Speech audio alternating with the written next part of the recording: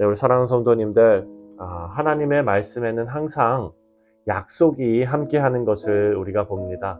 오늘 본문에서도 하나님의 명령에 순종하면 이스라엘 자손들이 약속의 땅에서 하나님의 복을 누리게 될 것이다 라는 것을 말씀하고 있습니다. 이것이 순종하는 하나님의 백성들이 누릴 복입니다. 그리고 이 약속은 구약을 넘어서 오늘을 살아가는 우리 모두에게도 동일하게 적용되는 말씀입니다. 구약에 나오는 하나님의 언약은 순종을 통한 축복입니다. 그리고 또한 불순종을 통해서는 저주로 그 약속의 말씀이 이행이 됩니다. 하나님께 순종하면 언약에 약속된 하나님의 축복을 누릴 수 있습니다. 이제 이스라엘 백성들은 두려워하지 말고 하나님의 명령을 쫓아 살아야 합니다. 그리고 그 명령은 가나안 족속들과 타협하지 말고 진멸하는 일입니다. 몰아내는 일입니다. 이 일을 실행할 때 아마도 이스라엘 백성들이 때때로 두려울 것입니다. 하지만 그때마다 이스라엘 백성들은 출애굽을 생각해야 한다라는 것이 오늘 본문의 내용입니다. 먼저 하나님께서 약속하신 복을 우리가 생각을 해보면요, 이스라엘의 안전과 번영은 하나님께 순종하는 것을 전제로 하고 있다라는 것을 우리가 알 수 있습니다. 하나님 앞에 순종할 때에 이들에게 주어지는 것은 헤세드입니다. 하나님의 신실하신 인애입니다. 12절 말씀을 보면 너희가 이 모든 법도를 듣고 지켜 행하면 내 하나님 여호와께서 내 조상에게 맹세하신 언약을 내게 지켜 내게 인애를 베풀 것이라. 아멘.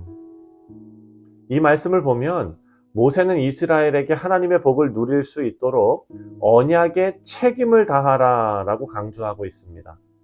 이것은 하나님의 복에는 우리의 책임이 따른다는 것을 알 수 있습니다.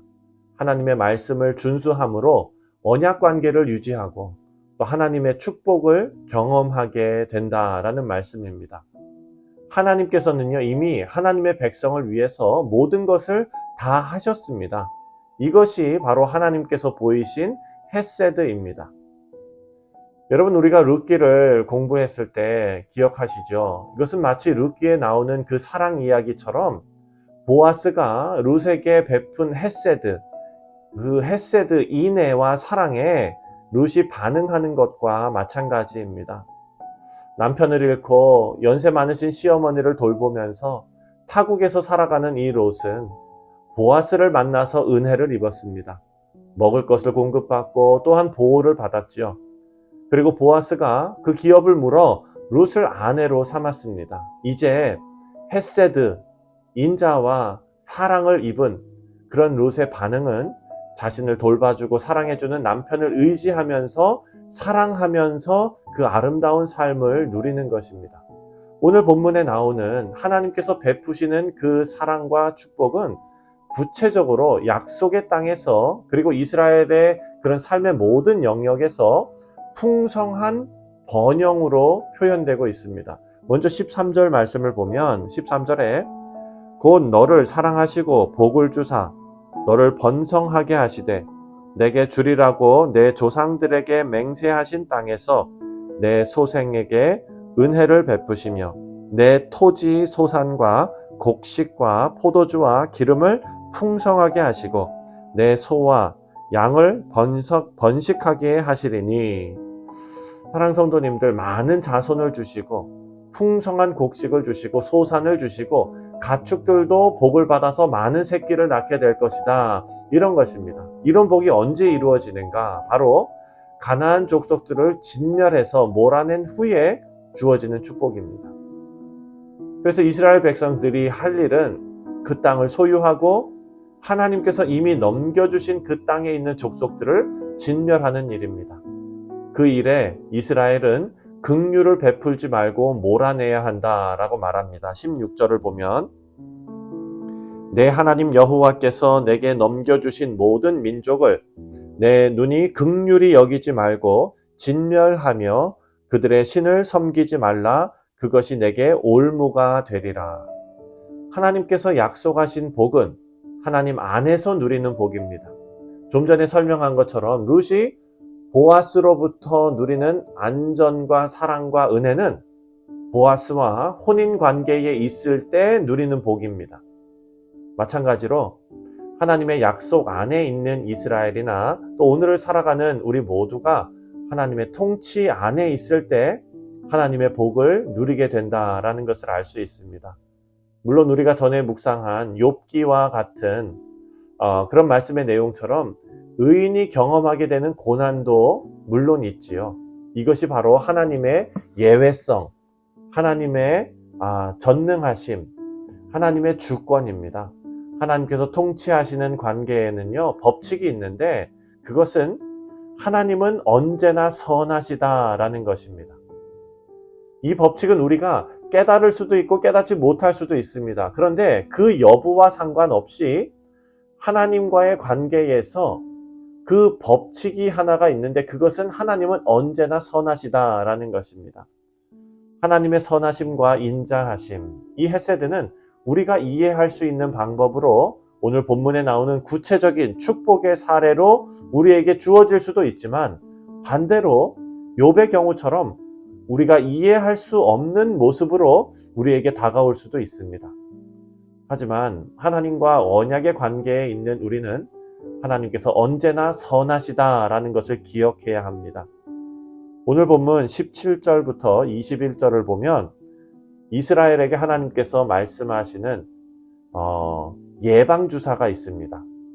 가나안 땅을 그냥 들어가는 것이 아니라 이 땅은 정복해야 되거든요. 물론 주어진 승리지만 이 이스라엘 백성들에게 두려움이 생길 수 있습니다. 그래서 하나님께서 17절에 이렇게 예방주사를 놓으십니다. 17절에 내가 혹시 심중에 이르기를 이 민족이 나보다 많으니 내가 어찌 그들을 쫓아낼 수 있으리요 하리라마는 이렇게 말씀하시는데 하나님께서 정확하게 이스라엘의 마음을 알고 계신다는 거죠. 그 마음에 두려움으로 중심을 잃을 수 있다라는 것을 아신 것입니다. 그때 이스라엘이 기억해야 할 것은 하나님께서 지금까지 어떻게 인도하셨는가, 하나님의 능력과 권능을 기억해야 합니다. 그리고 하나님께서 이스라엘과 함께 계시다는 것을 인식하고 있어야 합니다.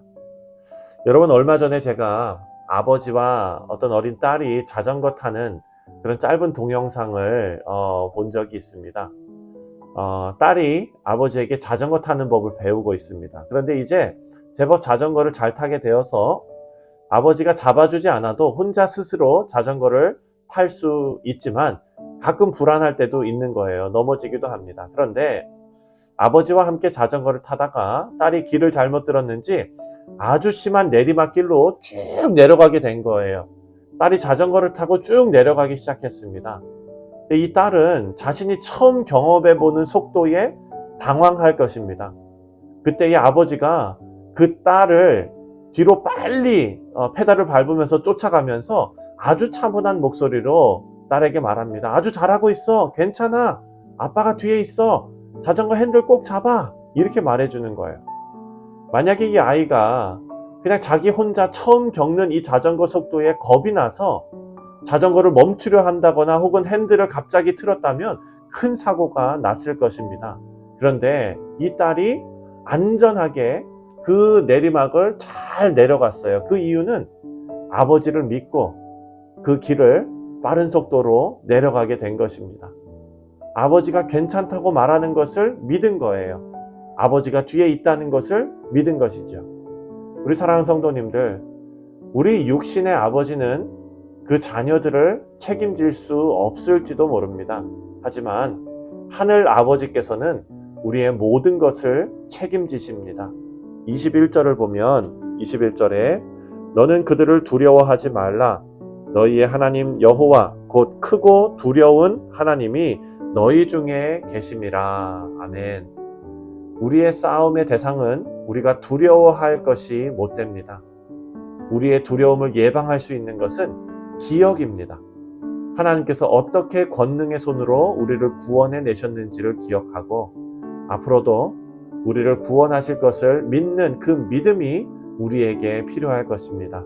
우리 사랑하는 성도님들, 신실하신 하나님께서 헤세드로 우리와 함께 하십니다.